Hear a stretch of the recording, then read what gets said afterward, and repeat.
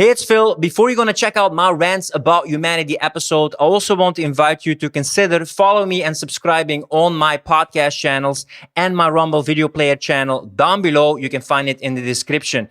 With the increasing censorship and limitations of freedom of YouTube, I don't know how long I will be able to have my thought-provoking conversations on YouTube. So if you want to support me in my mission of freedom of speech, open debate, be sure to also check me out and follow me on those platforms, and enjoy this week's episode. Welcome everyone to the Rants About Humanity podcast. Today I have Dr. Alan Reed as a guest. Dr. Alan Reed has extensive experience in mental training for consistency, accountability, and execution in business, athletics, academics, and the performing arts.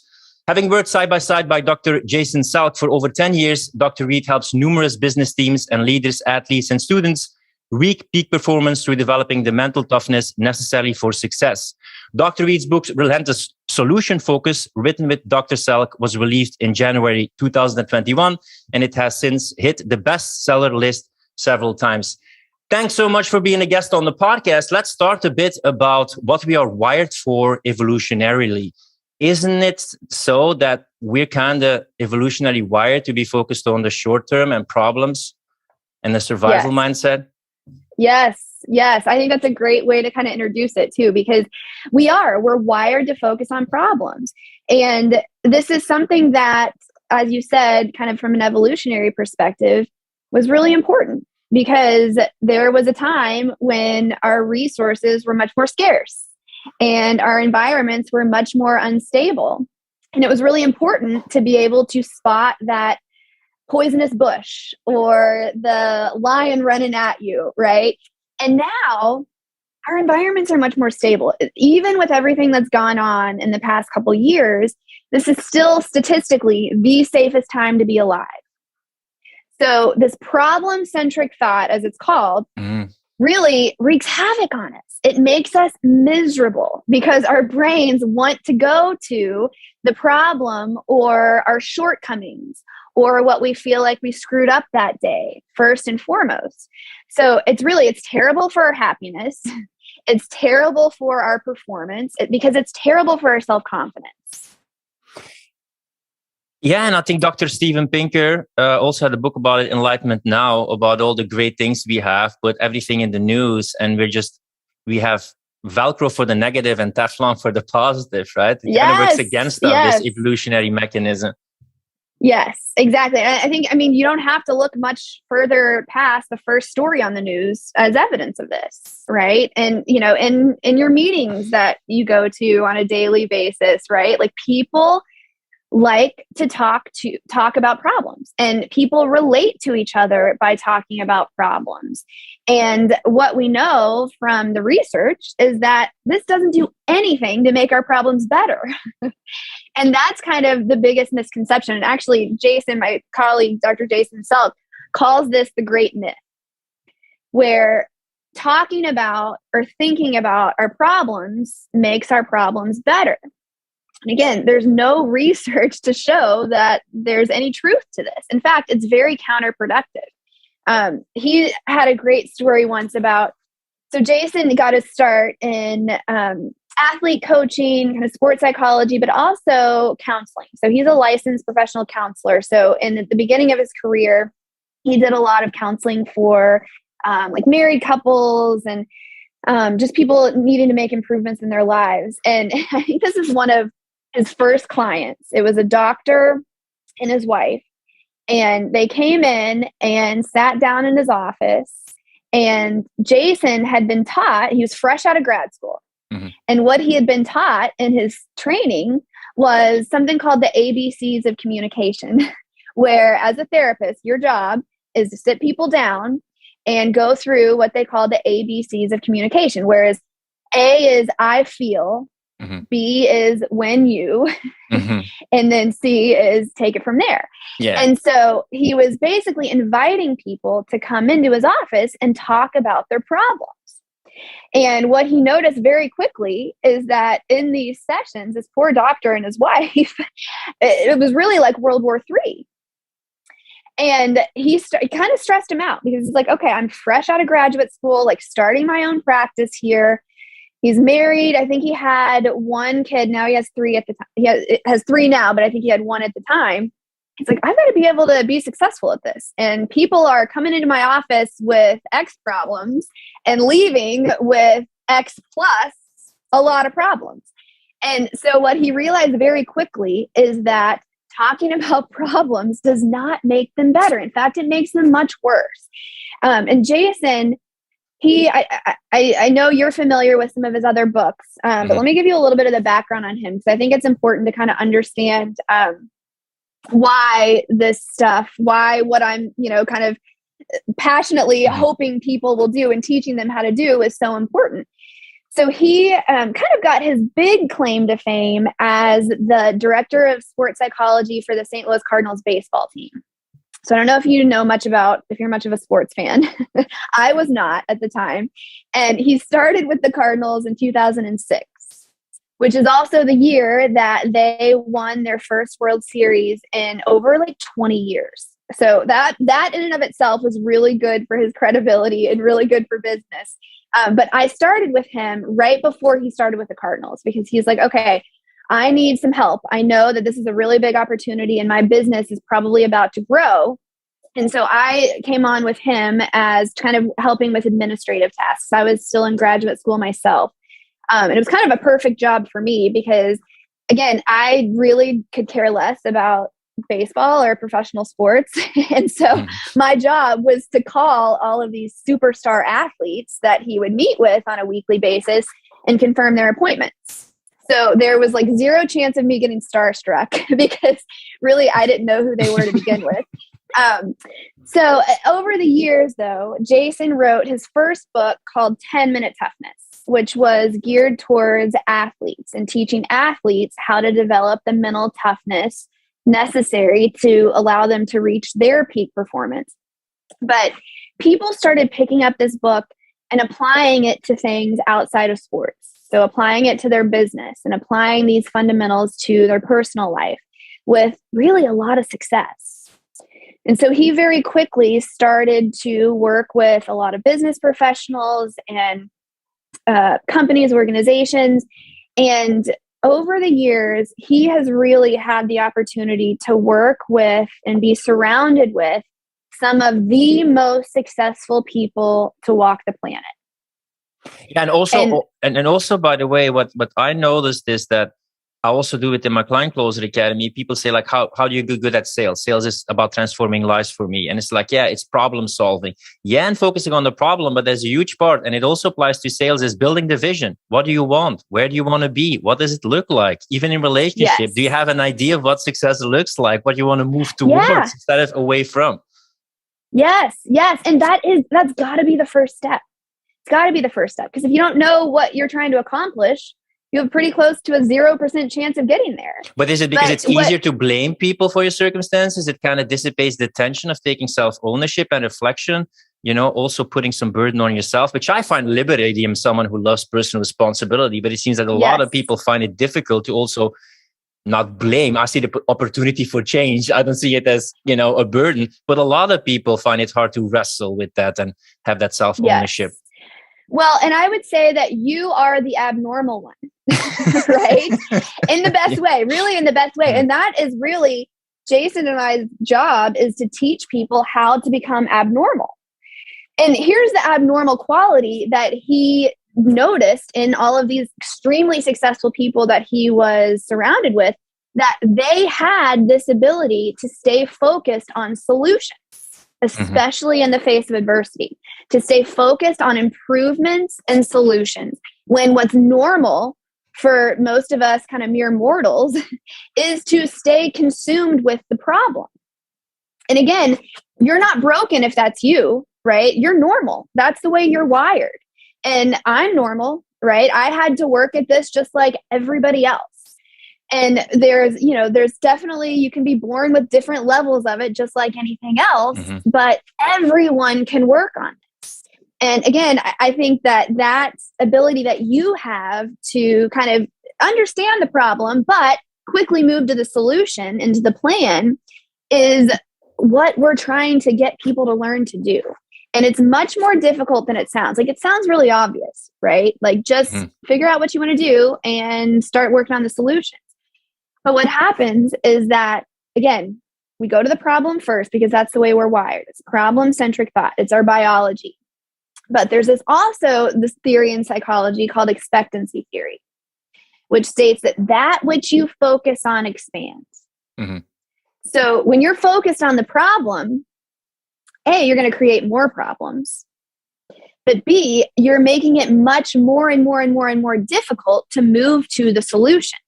Because you get wrapped up in this PCT, this problem-centric thought tornado that makes it harder and harder to get out of.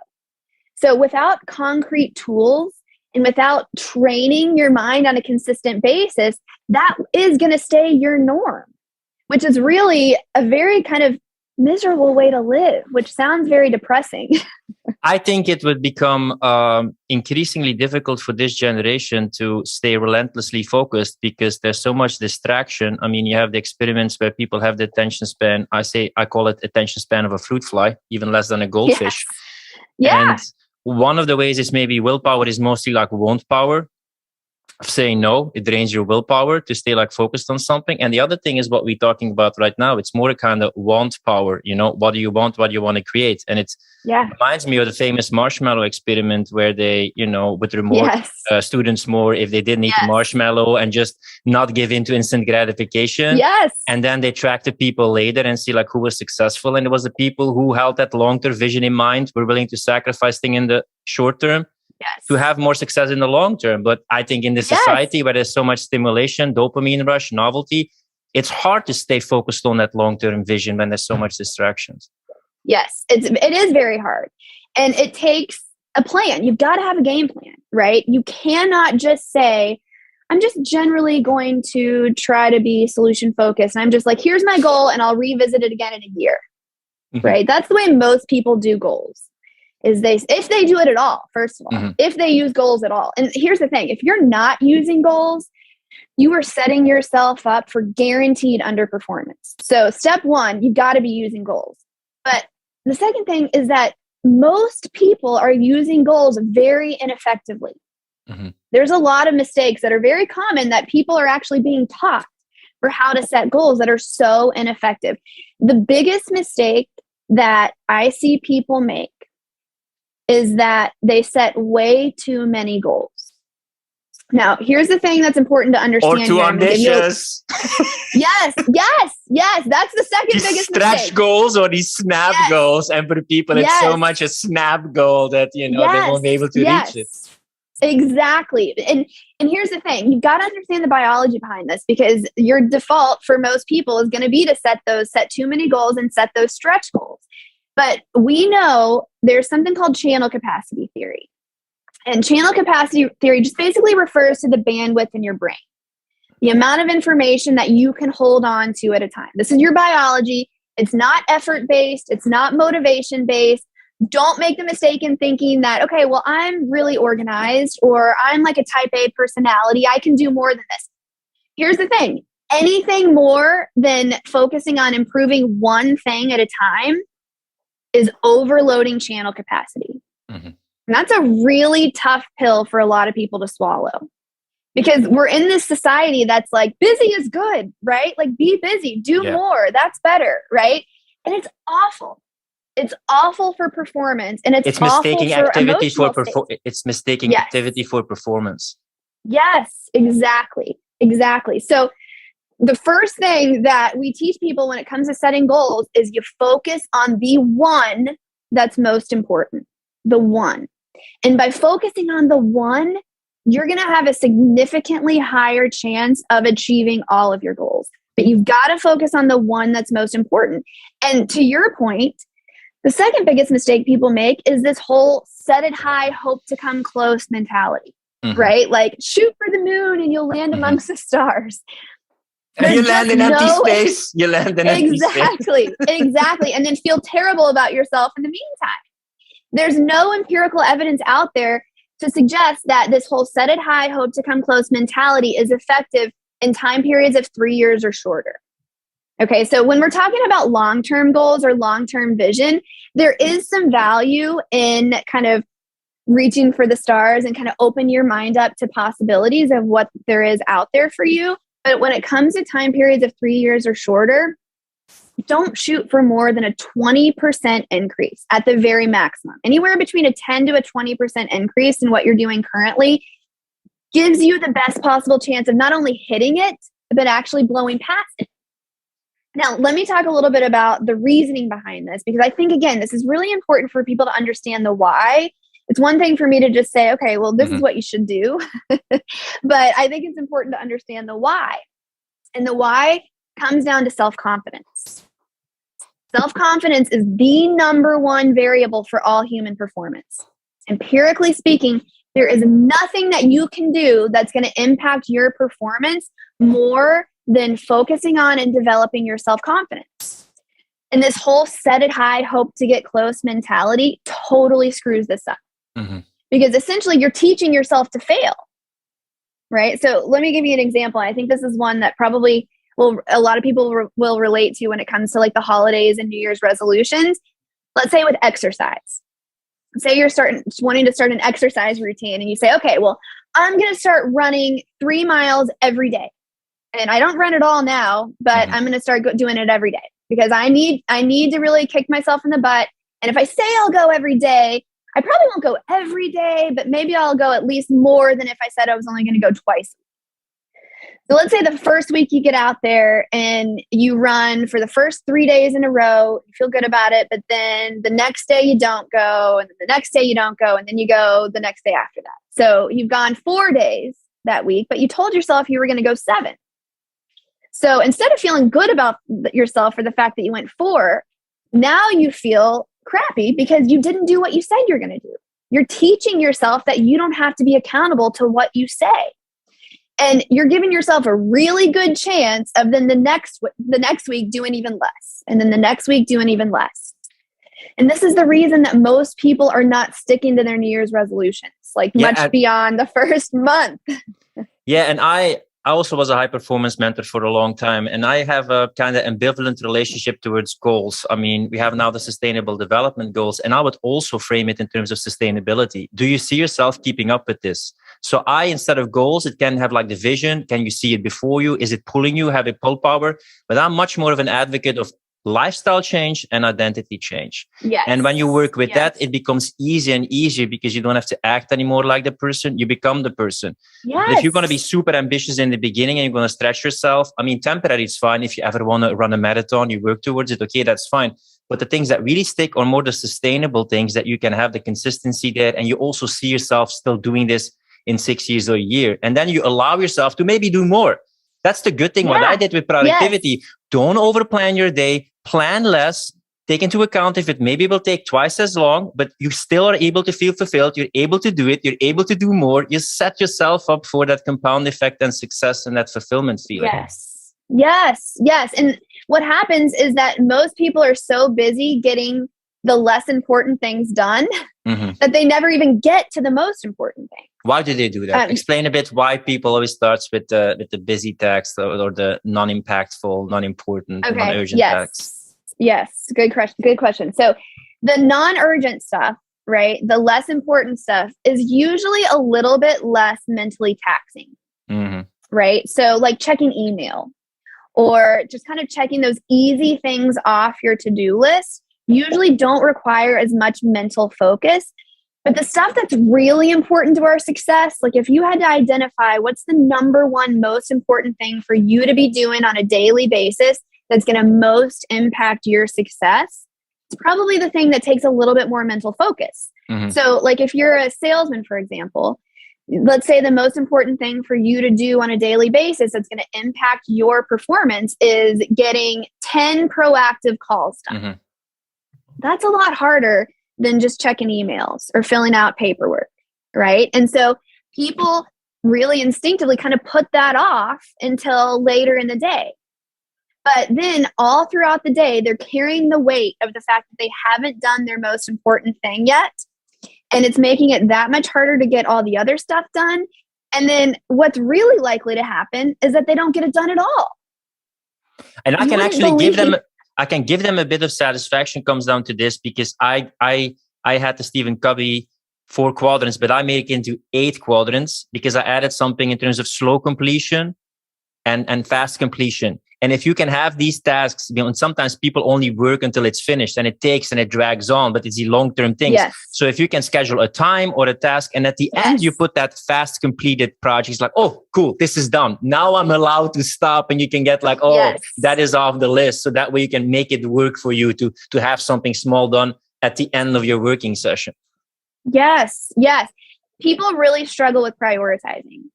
And prioritization is really one of the most underrated skill of those who are highly successful. You don't have to get everything done in a day. In fact, there's a really great quote in one of Jason's books. I think it's in Organize Tomorrow Today, that the highly successful never get everything done in a day, but they always get the most important things done in a day. You don't have to get everything done. You will never get everything done in a day, but you better make sure you're getting your most important stuff done in a day. And so just like you said, you've got to schedule it. You've got to block it off in your calendar, and you've got to schedule it for as early as you can possibly do it. Don't save the important stuff for the end of the day. And you got to have a big bouncer. You know the power of now? I talk about the power of not now. Yes. And let me tell you one more thing that I think this is so compelling. I heard Jason say this once, and I was like a little bit thrown back by it, but I think it's going to stick with people, that I'll do it later is the language of a loser. When you tell yourself I'll do it later, that's the language of a loser. Tell yourself that the next time you're tempted to say I'll do it later. I'll do it later is code for it's not going to get done. So the important stuff, do not save for later. And I think you were talking about the importance of consistency and making things lifestyle choices, lifestyle changes. And the way we kind of refer to that is ritualizing it, right? It's got to become part of your ritual, part of your routine. So every day at 9 o'clock, you're going to pick up your phone and start making those phone calls, right? It's got to become ritualized, just like brushing your teeth. And here's the thing. Just because you get in a good routine with it doesn't mean you're never going to fall off. And that's okay. Understanding that sometimes you're not going to want to do the things that are really important to your success. And then just ask yourself, how am I going to feel if I do this? And how am I going to feel if I don't do this? A lot of times that's enough. I have also a big background. It's not Myers-Briggs, but it uses temperament and interaction styles. And I kind of have an ambivalent opinion towards most high performance and productivity coaches, because they're mostly structured types. They're mostly ENTJs, INTJs, people of the finish. They have a focus. But what I have sometimes as clients, and I always adapt it to the personality. I always think like you should adapt things to the personality and the lifestyle you want to create. You have some types, especially like ENFPs, who are like visionaries, motivators, supporters. They thrive on energy.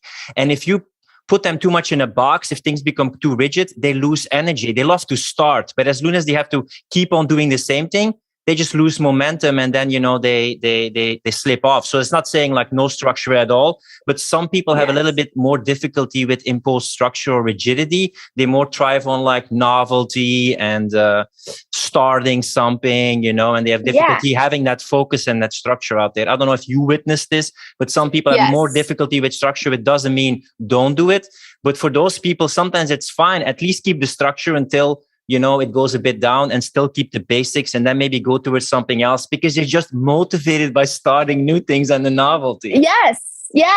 Well, so I kind of have a little bit of a double life. So I'm a professional dancer. So I dance with a contemporary company in St. Louis called the Big Muddy Dance Company. So I start every day with an hour and a half of ballet class, and we go into rehearsal from like 9:30 to like 2:30 or 3:30. And then I get home and I sit at my desk and take my coaching calls. But so I work with a lot of artists, right? Yeah. Okay. and so a lot of creatives, right? A lot of people, and not to say that every artist's brain works like this, right? But yes, there's definitely differences in the way people like to structure their thoughts and structure their life. And so sometimes what works well for people is, instead of saying, okay, I've got to get this done every day, it's to say, okay, every day I'm going to spend 30 minutes working on this aspect of what I do. So I'm going to spend 30 minutes, like, and it's going to look different every day. But that time every day is going to be my time where I focus on this. Sometimes it's going to be this, sometimes it's going to be that, but it's going to be at the same time every day. When people learn that when they commit to something, that they follow through with it, I mean, man, they become unstoppable. And that's a hard thing. This is why prioritizing is so important. I call it in my clients container blocks. You just put a sticker on that container time block and then they work around the team. I'm just going to create my content. I'm going to do sales call. Make it wide enough so it's interesting, but make it like aligned enough so you don't have to keep on making decisions every time, because then you leave it up to choice and willpower. And anything you leave up to choice, you don't have to be like Seth Godin, but I like something that he says, hey, Seth, is it difficult to write a blog post every day? And he just said like, no, that's not difficult. I only had to make that decision once.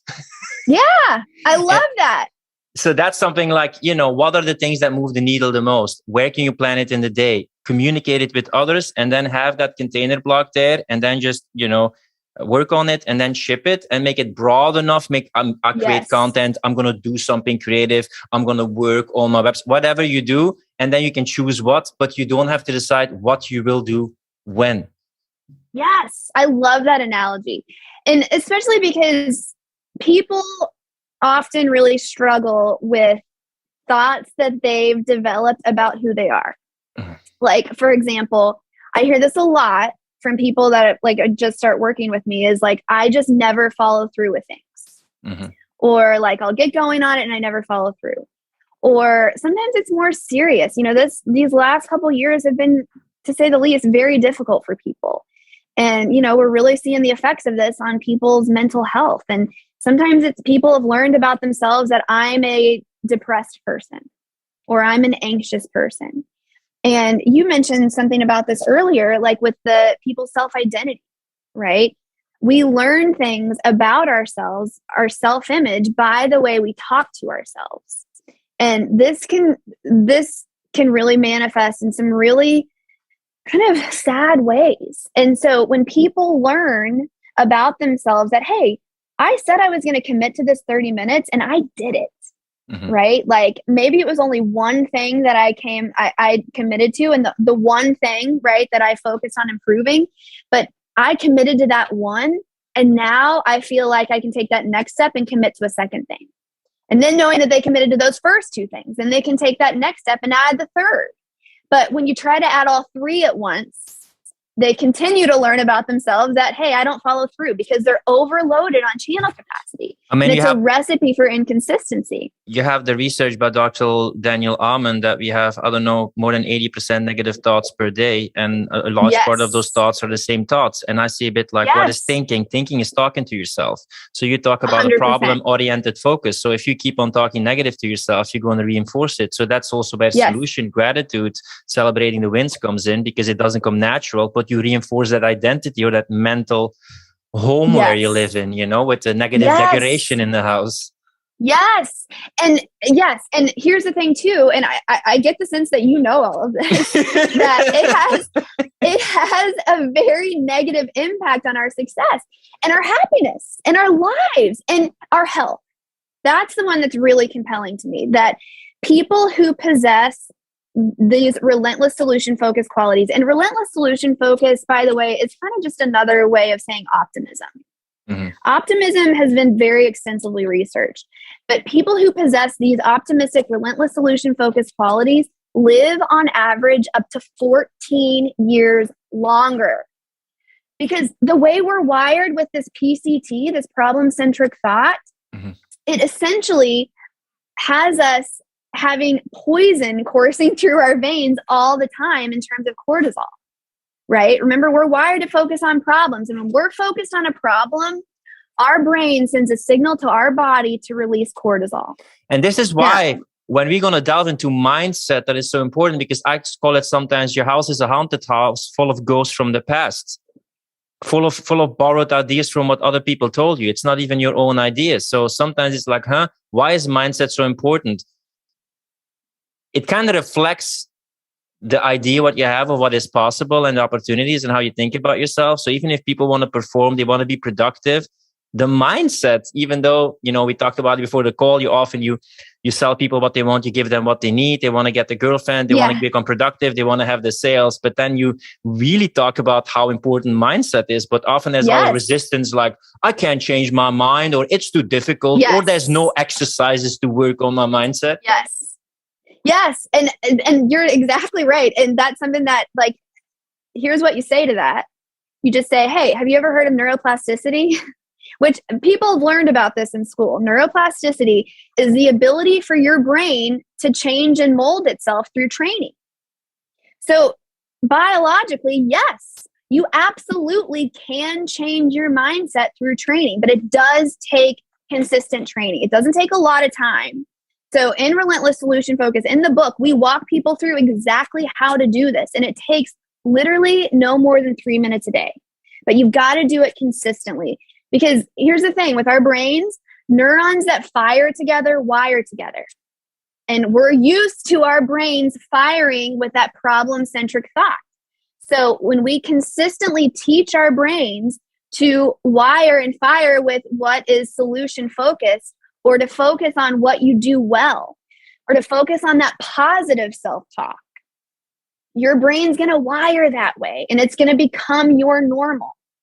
I am very, as my normal state, I have a very high propensity, or I had a very high propensity for worry and anxiety. Mm-hmm. I was a very, in the Big Five personality test, Big Five personality test, higher neuroticism. Yeah. Yes.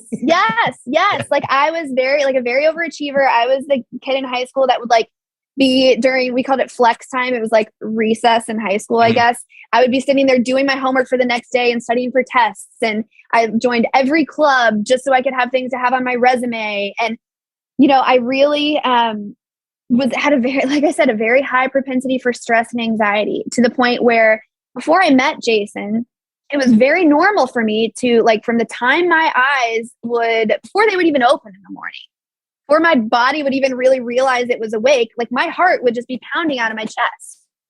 And that was just my normal. I just thought, oh, that's just normal. Like, that's just how people live. And first of all, like meeting Jason and starting to work with him, I kind of just by default was thrown into these fundamentals that he's developed.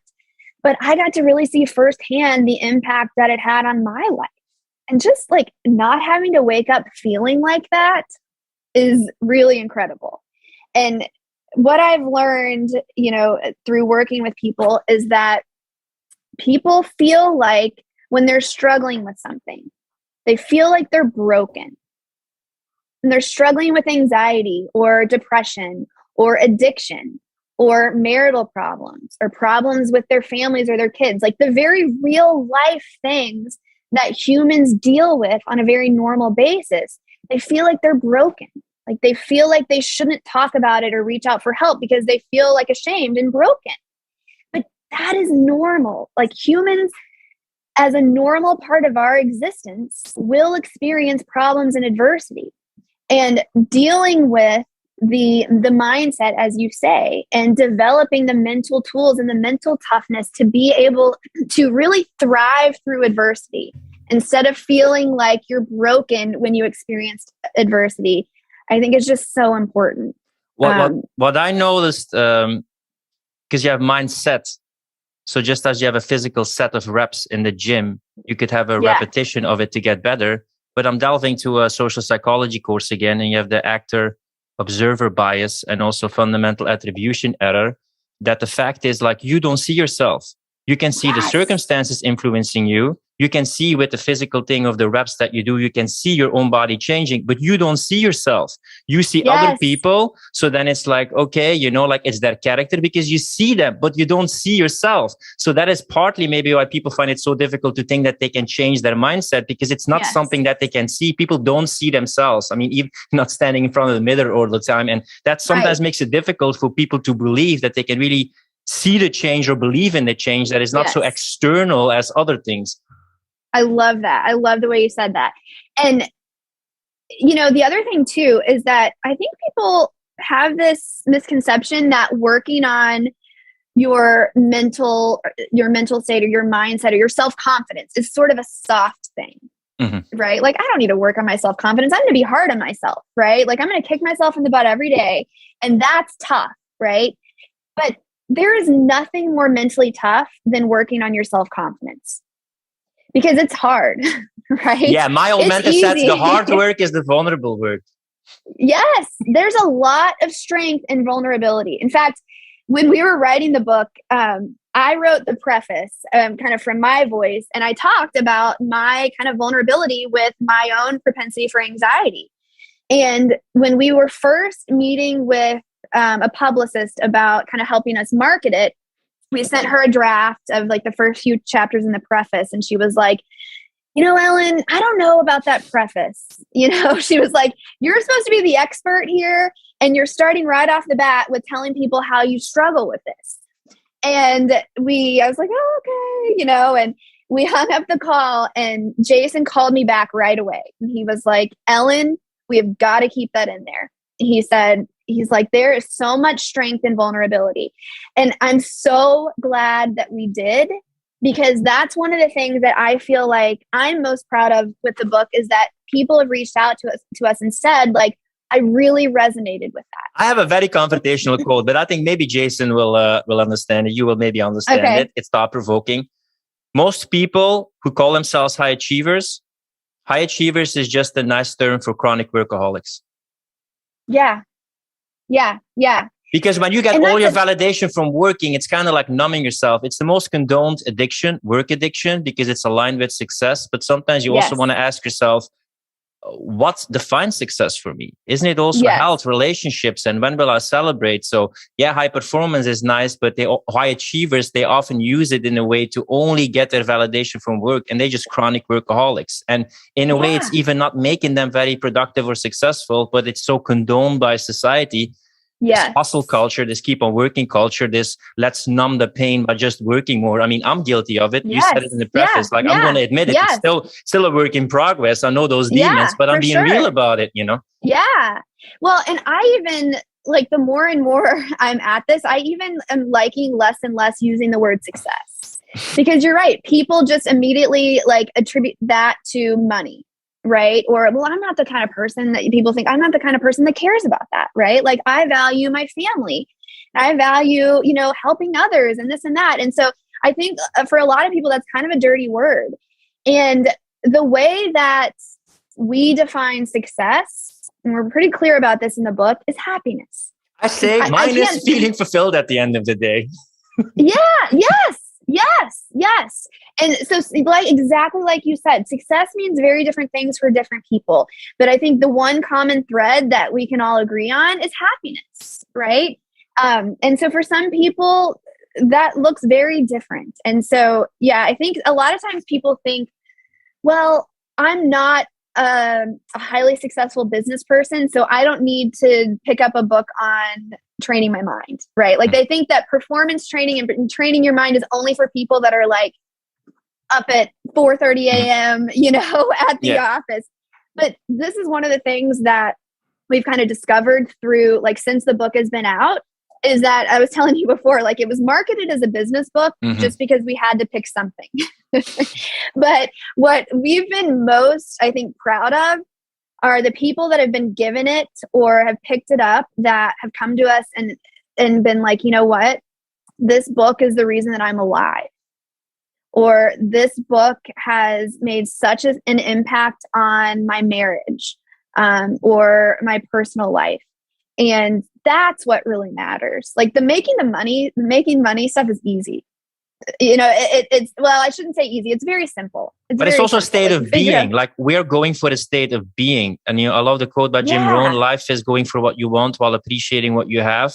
So, it's a way of travel, and you want to be pumped up about destinations. But let's be real. The older you get, you see that all the times you said, I will be happy when, I will be happy when, I will be happy when. And then you get it. And, the expectations were so big. And it's like, oh, okay, that's nice. On to the next thing. So you've been working towards something so long, and you keep on prolonging that success, that satisfaction, that happiness. And then you reach it. And then it never lives up to that big anticipation. And then bam, as soon as you have it, it's on to the next thing.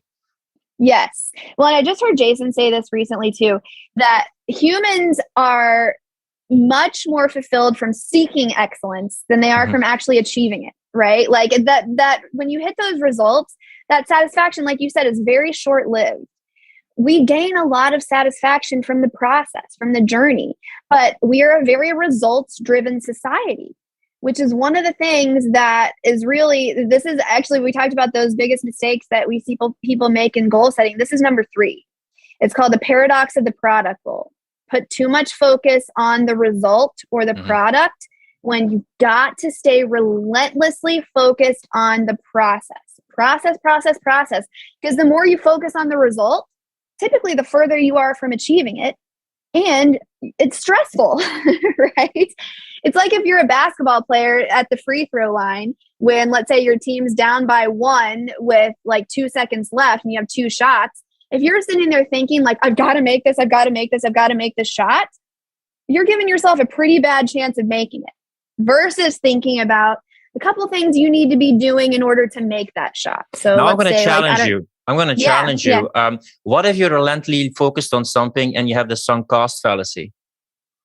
Can you say that one more time? What if you're relentlessly focused on something, but you have this sunk costs fallacy that you're not willing to give it up because you already invested so much in it? Isn't there also some value in sometimes then you're so relentlessly focused on something, but then after a while you see it's not working and you look for a different solution and adapt? Yes. And here's what typically happens is that people are so afraid of choosing the wrong direction that they don't choose any direction. So yes, there absolutely is risk in that. But the alternative of remaining in this holding pattern because you're so afraid of making the wrong choice is so much worse. So pick a direction. And if you need to modify it along the way, right? But that is such a better alternative than choosing no direction at all and then just maintaining this holding pattern. We want to avoid holding patterns at all costs. What is the role for flow, intuition, relax, play, fun, rejuvenation in the whole process besides the relentless focus? The role of fun and relaxation and enjoyment, right? Yeah. So, it's really important to not only focus on your professional life, right? And I think that this is one of the things that like sometimes people come to us for different reasons. Like sometimes they come to us really specifically because they want to reach a new level in their career. Or sometimes they come to us because they find themselves kind of overwhelmed with stress or other things. But for even those people that come to me and say, okay, I don't really need to talk about my personal life, right? Like, I just want you to help me make more money, right? One of the important ways to help you make more money is to also make sure we're prioritizing your personal life. Because if you are struggling in one aspect of your life, others are going to suffer. And so we have laid out, really clearly in the book too, we focus on professional product goal and a personal product goal. What do you want to accomplish in your life personally? And what do you want to accomplish in your life professionally? And personally could be anything from improving your relationships, your relationship as a spouse or a parent or as a friend, or reducing your stress or increasing your personal, your physical health. So you've got to prioritize that stuff too. And when I ask most people, and I do ask all the people I work with, what's important to you? What are your top 2 or 3 priorities in life? I don't think I've ever had anyone not list either their personal health and happiness or their relationships. So it is important to people, right? But I think for some people, it's giving them the permission to focus on it and prioritize it. Yeah. And also, some people wanted me to be a taxi driver. I'm not a taxi driver. I'm not going to choose your destination. I'm not going to drive you. I'm not going to carry you. Right. You first have to know where you want to get, and then you can learn how to drive, and then you become a great race pilot, and then you can navigate. It's not my role to be a taxi driver, but some people are never given the permission to choose what they want or always jumping on what other people tell them to do. And then you're sitting there like, oh my God, I have no idea. Yes. Well, okay. So, that's a great point. I love that analogy too. You've got the best analogies. So when people first learn about this relentless solution focus, they're like, a lot of times they're pretty jacked up about it and pretty excited. Like, okay, I see the benefit of this in my own life. Now let me tell other people to do it, right? Let me tell other people the solution that they should focus on. And the power in relentless solution focus is in this question. So this is called the relentless solution focus tool that I think will bring people a lot of value from writing down this question. That when you catch yourself focused on a problem, ask yourself this relentless solution focus tool question. What is one thing I can do that could make this better? It's one thing I can do that could make this better. So as a coach, I never tell people what they should do. In fact, you don't prescribe solutions, right? They have to find a solution themselves because it doesn't work. You know, it's kind of masculine way of communicating sometimes against to a woman that you want to be listened to, and we're immediately there with the solutions, but they don't feel listened to because it's not something they came up. And the most powerful solution or conclusion is when people come to their own conclusion, right? So much more powerful. 100%. Yes, conviction will beat expertise 7 times out of 10. So you might know a great answer, but if they come up with a less than answer that they're convicted about, they will be more successful.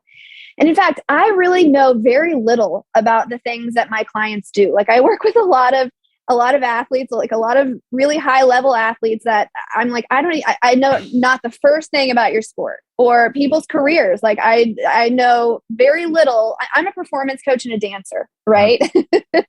I didn't go to business school. But my clients experience a lot of success, not because I know the right things to tell them to do, but because I know the right questions to ask them to allow them to determine the right steps for them to take. And I think this one's a really important one for kids too. I kind of accidentally started working with a lot of kids after the book came out, like high school students or college students, because their parents were reading the book and saying, okay, my kids need this. And I think that that's one of the most valuable things that this can bring to kids or students is like teaching them to ask themselves the right questions to bring out their productivity or their solution. But this is the whole problem that I have. I mean, you know, I am advocating for, I call them rebels with a cause, the children and the people who were told like, sit down, shut up, don't ask questions, don't touch that, you're moving too much, etc. But what is the education system wired still about? About being right, about conformity, about I tell you what to do. So it's no wonder that people don't know who they are or what they want, because oftentimes that is not even explored until they're like, you know, even in a job, hopefully, but sometimes even not then. So a huge part of their life, this aspect of the psyche has never been cultivated. Yes. Now, I will say I've got a kindergartner. I've got 2 boys. I've got a kindergartner and a 2.5-year-old. And I do feel like this is coming full circle. Like, I feel like this is really getting better. It's a struggle. Like my kindergartner, his name's William. He's awesome. Obviously, I'm a little bit biased, but he definitely like goes by the beat of his own drum. And it's my favorite thing about him. But at the same time, he has to be able to sit there and listen to his teacher. And so it's kind of a struggle. And I do really feel like his teachers do a great job of this, of like that balance, right? For him of like, okay, you've got to be able to sit there and listen and follow directions. But I also love what it is that you're interested in and why you weren't listening, right? Because you were still focused on this other thing that you were doing over here.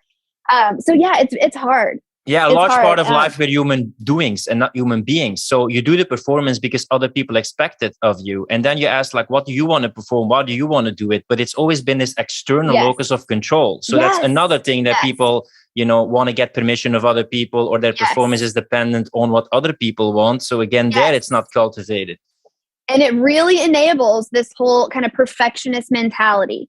So we talk about this a lot with our clients. And you're so right that for most of our lives, we have a lot of people giving us external validation, right? Like, oh, great job in the game today, Timmy, or, you know, you had a great shot, or, you know, great job at school, whatever. So it gives us the ability when we're younger to be like, yeah, but I really sucked on defense, or, but I'm really still bad at spelling, or whatever it is. We then have the ability to really beat ourselves up and be hard on ourselves because we have enough people kind of helping us preserve our self-confidence by telling us how great we are. But here's the thing, the higher and higher levels of competition that you start to go up, the less external pats on the back we get.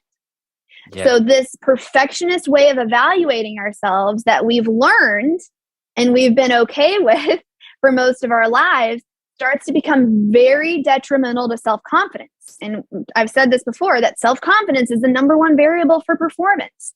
So one of the first things that we teach people is how to keep the good aspects of that, like the good aspects of that perfectionist mentality that keep you pushing yourself and striving for improvement, but doing it in a way that promotes self-confidence and promotes performance instead of taking it down.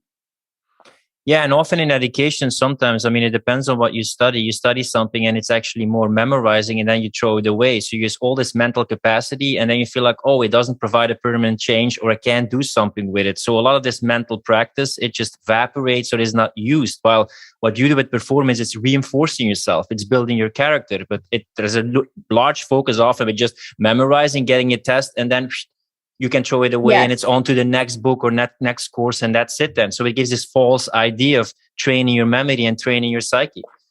Yes, yes. And one of the most important things to train your psyche on is having a good self-image, right? Like your self-image dictates how you're going to feel, how you're going to perform.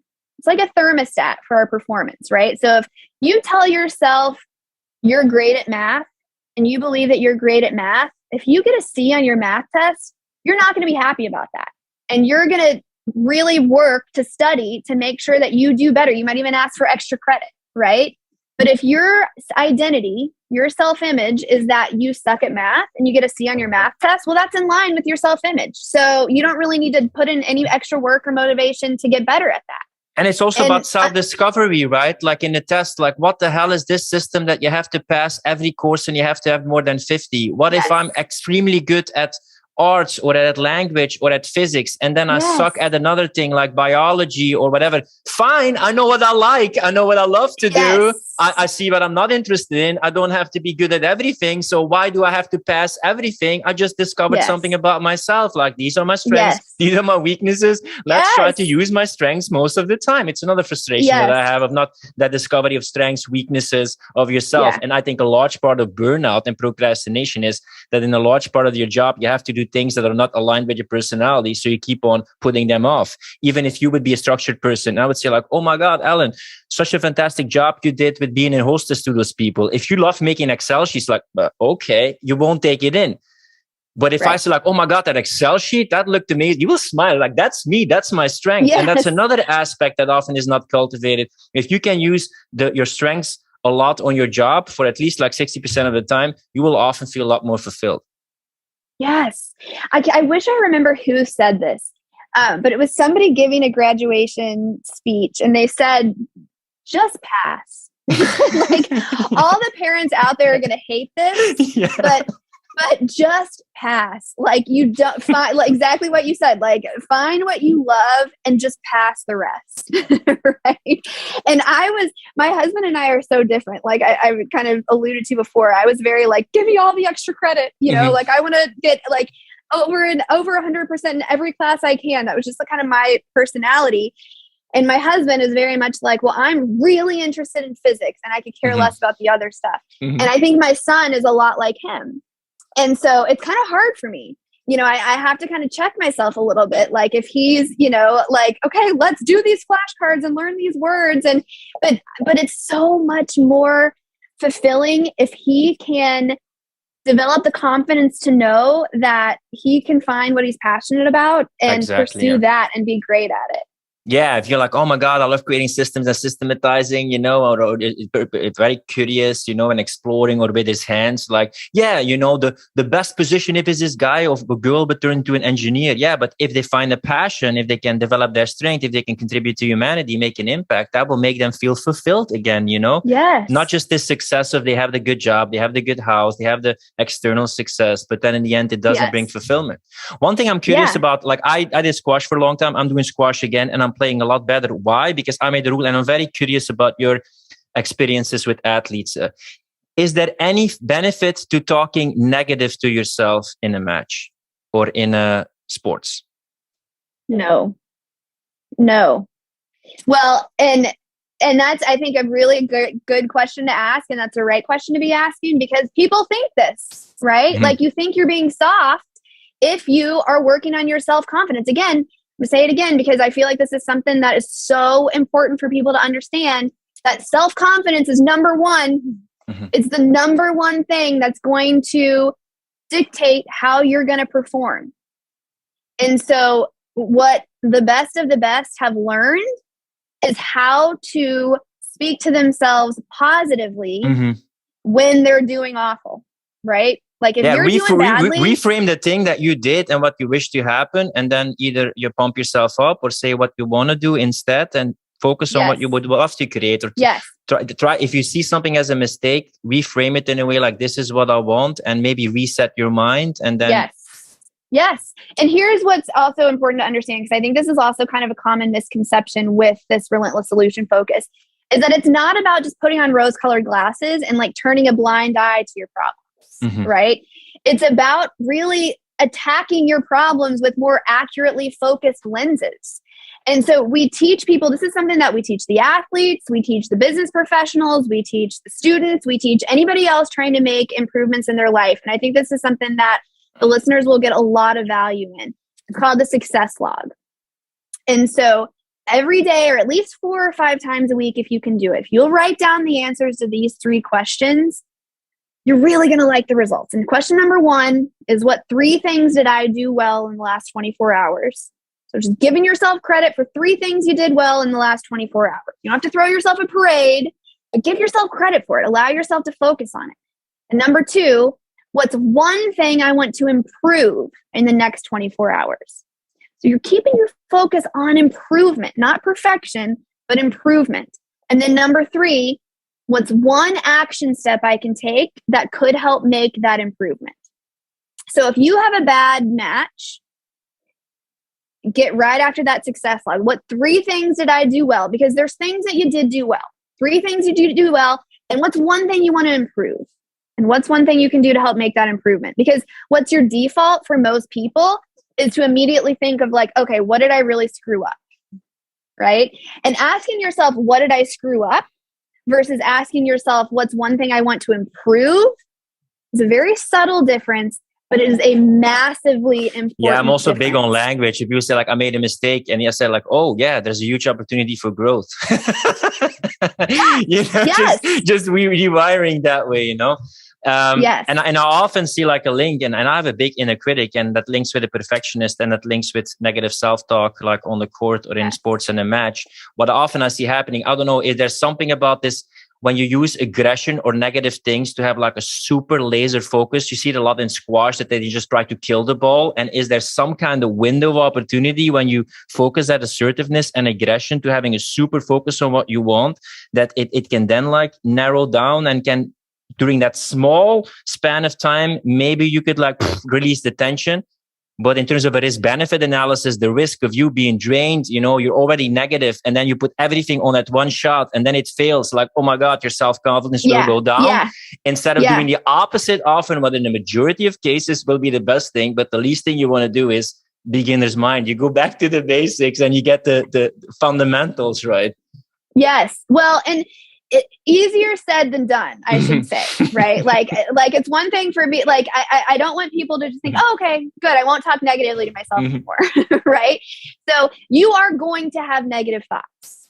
You cannot, there's no magic pill that will erase all negative thoughts from your mind. You are going to have negative thoughts. When you make a mistake at squash, you're going to have a negative thought, which, by the way, I know nothing about squash, but it doesn't matter, right? So you will have negative thoughts. But we teach you, and this is actually kind of the way the book is laid out. One of the important components of this is, number 1, to recognize when you're having a negative thought. And number 2, you got to replace it. You can't just tell yourself not to think it. You can't just be like, don't think about that, right? Because that's like me telling you, just don't think about a pink elephant, right? Telling yourself not to think about something is just making it more likely that you're going to think about it. So you have to replace it with something else. So we teach our athletes to replace it with something called the performance statement, which is just 2 or 3 performance cues, 2 or 3 things that are going to set you up to put you in the best possible position to make a good play. You've got to replace it. You can't just tell yourself not to think about it. Because I don't voice it even anymore. I can think it and I reframe it. I reset my mind, or I rewire it in a way that I focus on what I want to do, you know? Yes. And even in squash is a bit like a closed court, and a court, and the ball can bounces like tennis. And sometimes you're so behind that you think like, fuck it, and you want to let go. But sometimes when you do go down to the basics, your squash starts becoming better, your fundamentals are better, or you make the other person run. Even if you lose the set in terms of points, you win the set of gaining self-confidence, gaining momentum, getting in the groove, and even, losing the set can help you win the game because you're gaining momentum again. Well, and that's a thing that I think is important, is that sometimes relentless solution focus and mental toughness is not about winning. It's about losing better than had you not fought. Right? And that's a great example of that. That even if you still lose, you lost better than had you just thrown in the towel. Right? And that's why it's called relentless solution focus and not just solution focus. You've got to be relentless about it, because there's going to be problems. There's going to be situations that are not just going to be resolved by the first 3 things you try. You've got to be relentless. Often this aspect for people who are very structured and productivity it's like a bit, again, thought-provoking. What about being too much focused on solutions and always wanting a certain outcome and forcing things? What about letting go, leaving space, and then seeing what unfolds, trusting your intuition and not always like looking for solutions and wanting an outcome or searching for an outcome? Well, so we talked about kind of people developing their own path, right? And I think that this leaves a lot of room for that, because sometimes your solution might be, well, I'm just going to try to let this go. Mm-hmm. Right? And that might be enough. For most people, trying to say, okay, I'm just going to let this go, probably not going to be effective. For some people, it might, right? Like some people, it might be enough to just say, okay, I'm just not going to care about this anymore, right? And that might be your solution. Then your solution might be, okay, I'm just going to step back from this and kind of see what opportunities present themselves. Here's what you're looking for solutions for. You're looking for solutions for your negative emotion, essentially, your problem-centric thought. And this is how you recognize. I talked about the first step being to recognize, and you said this earlier too, that humans have a really hard time self-assessing. Mm-hmm. And this is absolutely true. It's oftentimes much easier for us to see when other people are focused on the negative or focused on a problem, but it's much more difficult for us to self-assess. And it's really important that we're using our negative emotion, which was given to us really as a gift, to be able to see that, hey, like my mind is focused on something right now that I can't control, or my mind is focused on a problem. So instead of trying to squash that negative emotion and, excuse it away or take medicine so that we don't have to feel negative emotion, right? That negative emotion is telling us something really important about where our minds are focused. And so using that negative emotion to say, okay, what's one thing I can do that could make this better? And sometimes it's just about coming up with a way to help you deal with the negative emotion you're experiencing about that situation, which might be, like you said, kind of stepping back and letting the answers kind of come to you. As long as you don't use that as code for kind of staying consumed by that problem, then I think that absolutely can be a great solution for people. Yeah, sometimes you can let go, or sometimes it's less about grabbing, chasing, forcing. Sometimes then something comes there, but often it comes after an intense focus or creativity, or sometimes being immensely occupied by a certain thought, and then you're just wandering, and then suddenly that idea comes there, because you also want to leave room for things to happen. If it's always crowded, I call the mind sometimes a storage room, and if it's always full and there's no room for new things, you can't have these new ideas or inspiration. Yes. Well, and here's the thing too, that problem-centric thought, I mentioned this before, right? When our minds are focused on a problem, our brain sends a signal to our body to release cortisol. And cortisol, at even moderate levels, completely limits intelligence and creativity. So in order to allow yourself that opportunity for that creative space and for those ideas to come to you, you've got to get out of that problem side, right? You've got to get to the solution side of things. You've got to stop your brain from releasing that cortisol, because once it starts releasing the performance enhancing neurotransmitters, right? Like serotonin, norepinephrine, dopamine, your creativity grows, your intelligence grows. You become better able to come up with solutions. And the way you cross that line from the cortisol to the performance enhancing neurotransmitters is to just get on the solution side of things. Just come up with one that could possibly work. Doesn't have to be the one that will work.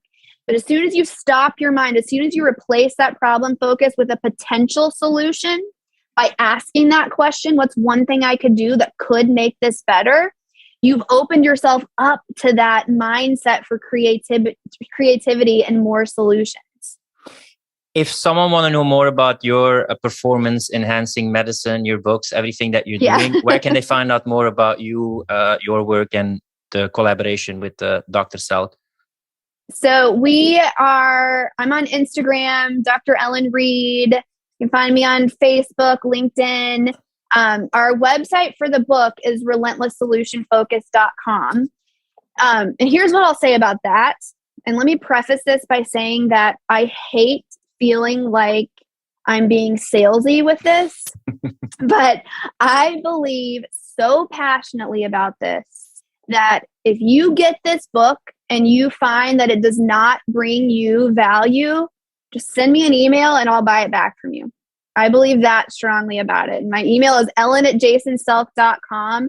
But the feedback that we're getting on the impact it's making on people has really been overwhelming. But relentlesssolutionfocus.com, you can find it on Amazon. Our website you'll get to our website from that relentlesssolutionfocus.com, jasonselk.com. But we're out there. Just search for it. One last thought-provoking question. Isn't there something that, it's a bit suggestive, but that annoys you with the whole COVID approach that is so much problem-focused all the time and so negative, so draining, so stress-invoking, and there's not enough focus in general on solution-focus during these last almost 2 years? Yeah, and I think you could fill in the blank instead of COVID, and you could fill in the blank with anything, right? And it's just a testament, we're a very problem-focused society. It's normal, right? But it doesn't have to be our normal. And if you can get your organizations, you can get your families, you can get your communities to think with this relentless solution focused mindset, I just can't even imagine how much better of a world it's going to be. And that's one of the things that we're kind of committed to doing these last kind of months of the year through this holiday season is we've started something called the RSF Holiday Give, where we're encouraging people who have been impacted by RSF to buy copies and give them out to people that really make a difference in the world, like nurses, teachers, first responders, military, anybody that could benefit from it. And people that, again, might not necessarily go to the business section, right? And we're finding that people that have kind of given the book out, people are coming to them and saying like, listen, I never would have taken that first step to do something like this, but you have no idea how much I needed this. And so we've been so kind of thankful and humbled by how much people are jumping on board with this and buying some people are buying like hundreds of copies at a time and giving them out to schools and hospitals. And it's been unbelievable. But that's something that, we're really passionate about right now. But we've been really lucky. Yeah. Also, when you see that the stories in the mainstream media or general media is like 9 to 1, negative to positive. Groucho Marx once said, like, I find television very educational. Anytime it's on, I go in another room and read a book. So you might as well want to read your book with a relentless focus. Give it to people, give the empowerment to themselves. And thanks so much for your relentless dedication to help people take personal power and focus on the positive. Thanks for being a guest on the podcast, Ellen. Thank you. If you like this podcast, don't forget to subscribe and support our mission of freedom of speech. With increasing restrictions on fundamental freedoms, we believe that now, more than ever, is the time for you to be an online coach or consultant and become independent from the system. That's why we created the Client Closer Academy. Learn how to consistently enroll clients and join a community of fellow free thinkers who value personal responsibility, speaking their truth, and making an impact. Find out more at clientcloser.com/academy. Rant over.